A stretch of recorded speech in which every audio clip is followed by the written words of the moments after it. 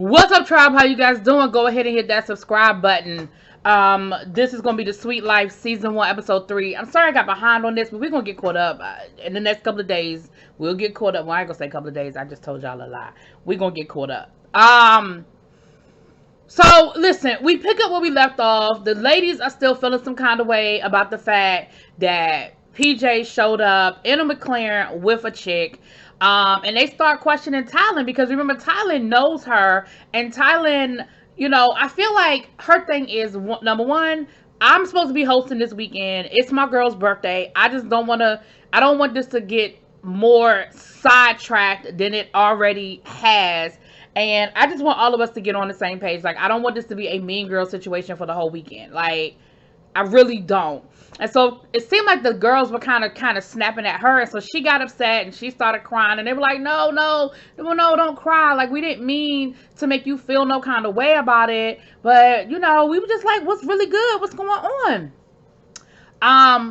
Then we saw Cheryl talking to her boyfriend about it, and again, they kind of just talking about, a lot of it is on PJ, but the thing they're saying about Miami is her energy. They're like, the energy she brought. And she did get out the car with an attitude, but a part of me feels like, yeah, she got out the car with an attitude, but I feel like,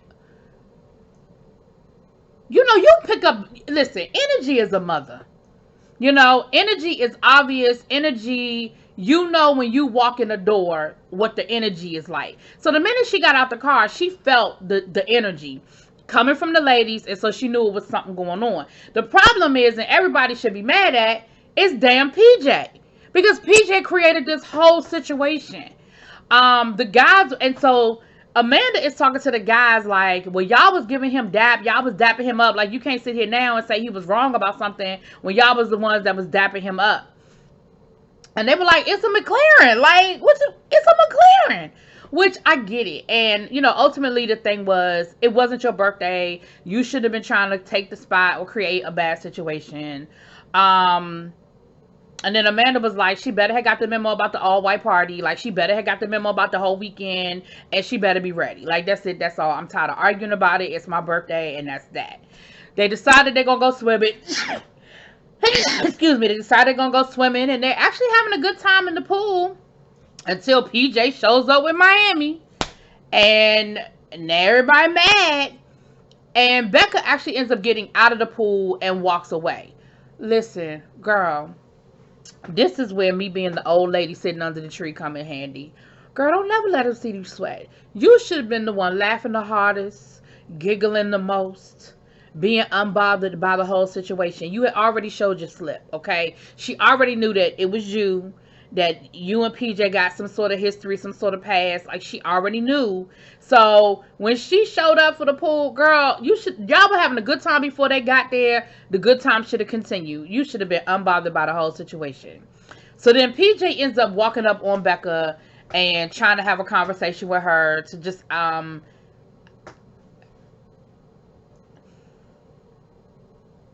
here's the part I don't understand about PJ. The part I don't understand about PJ is, I don't know how much of this he really was oblivious to and how much of this was calculated.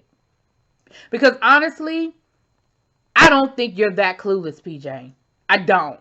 I think you liked Becca, but you were in your feelings about the whole situation with Becca and the Hype Land dude, and you were hurt by it. You was in your feelings by it, and so you decided you was going to show up that weekend stunting on everybody with the McLaren, and you was going to bring your woman to get under Becca's skin. I absolutely don't believe that you are this clueless as to the chaos that you created. I just don't. And when Becca tried to explain to you what the problem was and explain to you how she felt, your whole attitude was, well, I don't understand why we can't just get along. I don't understand what the problem is. I don't understand this and I don't understand that. Like, girl, boy, anyway. The next day they go out riding on the ATVs. They have a good time. We still see that the hype man, and what's her name? Are flirting, and everybody seems to be having a pretty good time, right? Now, while that's going on, Amanda's boyfriend, they sort of hung back a little bit, and he had like a whole spa day planned for her. So that was cool. That was cool. So when they got back, it was the all white dinner. And so, they again look like they having a nice meal and all of that. And Mr. Hypeland is like hugged all up on homegirl. I don't remember her name now, child. He hugged all up on her, but then he sends her a text and he says, let's chill out on the PDA. And she was like, say what? Now, let's be clear. You the one that's been wanting to get with her. You the one that dressed like her. You the one that got your arm around her. And then you going to send her a message at dinner saying, oh, yeah, let's kind of chill out on the PDA.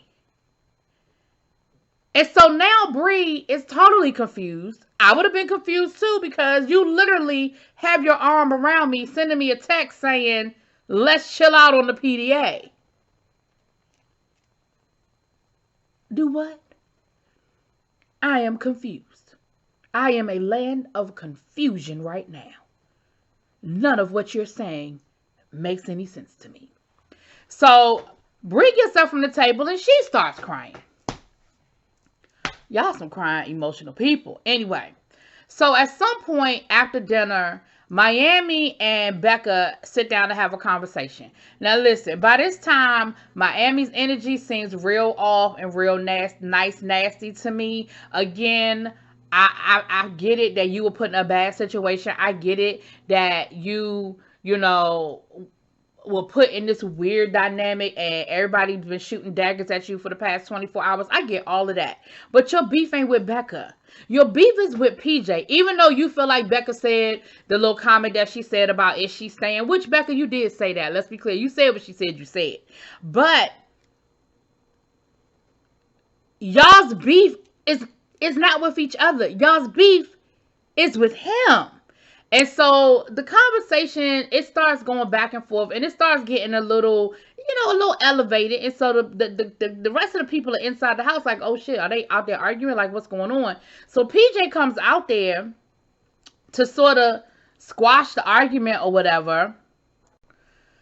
Now to Miami's, Now to Miami's defense, her thing is, you didn't even know who I was. You automatically assumed that I was somebody that he's sleeping with. Now what I found interesting, Miss Miami, is that you never quite said whether y'all were or weren't a couple. You never quite confirmed or denied. You just said, well, that's the assumption she made. She didn't know for certain whether we were in a relationship or not. She just assumed it.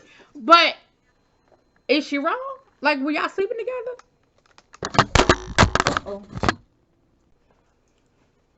Lord, the daggone camera fell. But, I mean, she wasn't wrong. So then Amanda came over there and Amanda was trying to smooth the situation over. And Amanda said, listen, you did show up with some energy. Like, I get it that we sort of gave you some energy, but you came in some energy too. And again, I agree. Everybody is right. Their perception of how it went down is their reality. She probably stepped out the car thinking she was trying to be nice. They perceived it as a little stank. They probably felt like, they didn't throw the energy at her. They threw the energy at him, but she felt it. So everybody is entitled to their opinion. But again, at the end of the day, the person y'all need to be freaking mad at is PJ. Now, PJ comes walking up and they do, end up walking away because the conversation does end up getting elevated. So then she sort of snaps at PJ and PJ was like, wait a minute, those are my friends. Like, it's Amanda's birthday and those are my friends. Like, that's not cool how you was just talking to them. That's not cool how you sort of just kind of carried the situation. She was like, what do you mean not cool? Like, did you not see the daggers they've been throwing at me for the last 24 hours? Do you not understand how they've been coming at me? Like, you put me in this situation. You brought me here like that. So the two of them end up getting into an argument. He walks off. Next thing you know, he shows up at Becca's room. He ends up spending the night with Becca. Now, I don't know for certain that anything went down between him and Becca, but the insinuation that was given is that it did. Okay?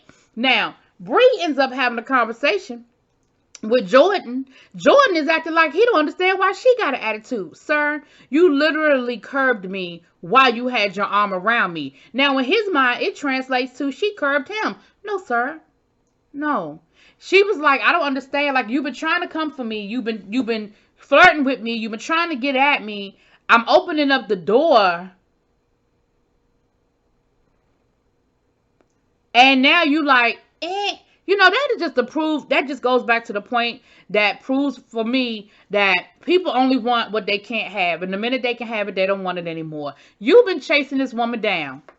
Been flirting, talking about her, all of the above. Now all of a sudden it's, I don't want everybody to know what's going on between us. Then maybe you shouldn't have shown up in the same damn outfit I had on. Because remember, I knew what I was wearing. You knew what I was wearing. I didn't know what you were wearing. You legit wore what you knew I told you I was going to wear. Like, you own the company, bruh. You could have worn any multitude of hoodies.